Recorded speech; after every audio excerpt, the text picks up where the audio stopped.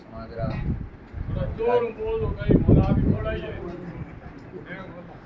बिराजुड़ा समाजरा बुजुर्गों युवा साथियों दहेज विरोधी क्षत्रिय संघ की तरफ से आज मैं मालन सिंह जी रोड आया हूँ।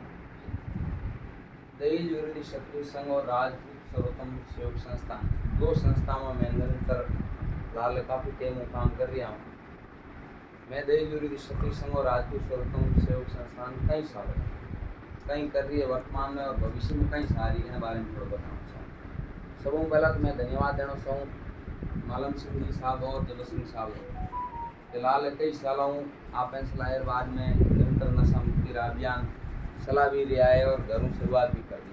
तो आप लोग घणो धन्यवाद और पूरी हमारी जोधपुर संभाग की टीम की तरफ आप लोग धन्यवाद क्योंकि हमारे दहेज क्षत्रिय संघ वालों ने आप बुलाया और मान सम्मान दीनो और जगह राजपूत सर्वोत्तम सेवक संस्थान जगह प्रयास कर दिया उन्होंने डोनेशन भी दी और बाबू सिंह जी सबको सारो भी धन्यवाद 5100 रुपया आप भी दिया। दहेज विरोधी क्षत्रिय संघ राजपूत समाज की वर्तमान में जो कुरीतियाँ हैं उन कुरीतियों को खत्म करने का प्रयास कर रहा है और कुरीतियों से हम सब परिचित हैं, युवा परिचित है और बुजुर्ग भी परिचित है, हम सब पीड़ित भी हैं और परिचित भी हैं। फिर भी हम उस कुरीतियों के खिलाफ लड़ने की कोशिश नहीं कर रहे। कहीं न कहीं हमें प्रयास करने की आवश्यकता है। यदि आज हम लोगों ने प्रयास नहीं किया तो यही परिस्थितियां आने वाली पीढ़ियों के सामने रहेगी।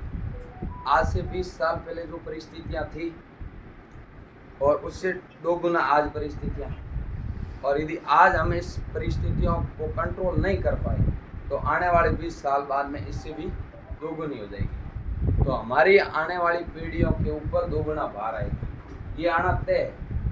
तो वर्तमान समय समाज की कुरीतियों को अपडेट करने की आवश्यकता है। यदि समय रहते हमें अपडेट नहीं किया तो हम पूरी तरीके से पिछड़ जाएंगे। हमारे पास आज जो ज़मीनें हैं प्रॉपर्टी है या नौकरियां हैं वैसा है जो पहले के हिसाब से मिल गई। आज की कंडीशन ऐसी है कि नौकरियां हमें मिल नहीं रही, ज़मीनें हमारे पास सीमित है और बड़े बड़े शादी के आयोजन हो रहे हैं। 1 दिन का दिखावा, 2 दिन का दिखावा और 3 दिन के दिखावे के अंदर 15-15 साल की नौकरियों की पूरा आह्वान हो जाता है। ज़मीनें बिक रही है, 50-50 बीघे एक बच्चे की शादी करने के लिए लोग ज़मीनें बेच रहे हैं। ऐसा नहीं है कि इस सभा में बैठे हुए लोगों ने बेची है। कोई न कोई यदि राजस्थान के अंदर या हिंदुस्तान के किसी भी कोने में अपना समाज बंधु यदि 10 बीघा ज़मीन बेचता है तो हमारे हिस्से की ज़मीन है। हमारी ज़मीन हमारी माँ है और वो बिक रही है। बिक किस विषय पर है? केवल दिखावे के ढोंग की वजह से। और ये कब तक हम करते रहेंगे? हमारे पूर्वज हमारे लिए ज़मीनें छोड़ के गए, क्या हम हमारे आने वाली पीढ़ियों के लिए क्या छोड़ के जाएंगे? यदि हम ज़मीनें छोड़ के हम प्लॉटों में शिफ्ट हो गए तो क्या छोड़ेंगे बताओ? आज शहरों में रह रहे उसकी क्या कंडीशन है?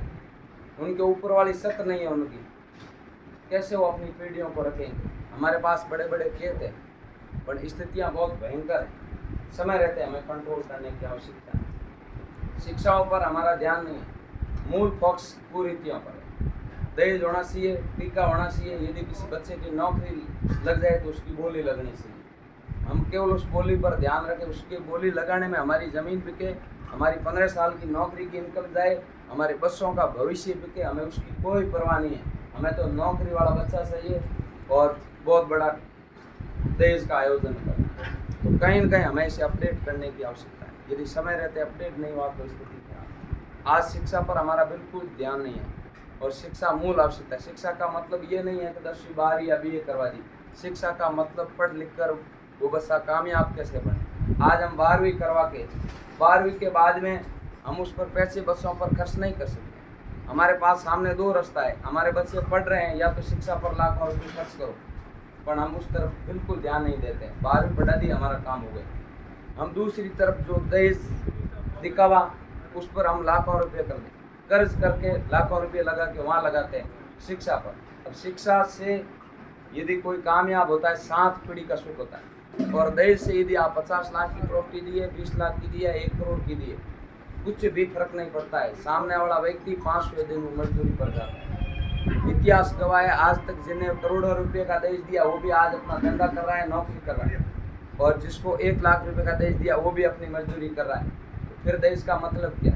और दहेज का मतलब दहेज ही नहीं है, गुनहगार हम दोनों हैं। लड़के वालों से दुनिया भर का गहना मंगा देते हैं, तो वो भी 20 लाख के कर्ज से नीचे आ जाता है, और हम बच्ची को भी 20 लाख का मतलब लड़की के माता पिता और लड़के के माता पिता दोनों केवल इस 3 दिन के आयोजन में बर्बाद हो रहे हैं। और दहेज विरोधी क्षत्रिय संसार है, कहीं कहीं ये बर्बादी रुके। और दूसरा हमारा संगठन है राजपूत सर्वोत्तम सेवक संस्थान, आर्थिक रूप से कमजोर परिवारों की मदद करता है। पिछले 47 हफ्तों लगातार मैं मदद कर रहा हूँ।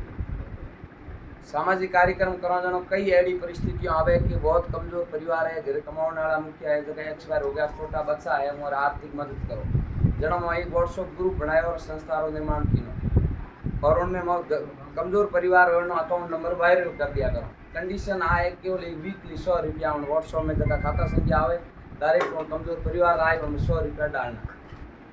महीने में 4 हफ्ता वे 400 रुपया अपन जेबू निकले, पर हमली पार्टी रे 4 लाख खाते में जावे और 4 परिवार। मैं चाहूँ कि आने वाले समय में एडो एक संगठन विकराल रूप ले ले, जैसे लाखों सदस्य हुए, यदि अब 100 रुपया भी भेजो तो हमले परिवार में 1 करोड़ रुपया खाते में जावे। तो एडा खूब परिवार आवे, कई कार्यक्रम कराजनो एडा आवे कि मोरा बच्चा पढ़ना भी सावे, पण और माता पिता जबरदस्ती शादी करनी सावे कि मैं पढ़ाई पूरा खर्चो मारो कोडे नहीं है, मोटोड़ी बच्ची रे हाथे छोटी बच्ची रही उन्हें हाथे शादी करो। एडा खूब सारा मैटर आवे। तो 47 हफ्ता होगा हमारा निरंतर काम चल रही है। राजपूत सर्वोत्तम सेवक संस्थान केवल और केवल कमजोर परिवारों जगह घर में कोई कमाने वालों मुख्य नहीं है, हमारी मदद करे।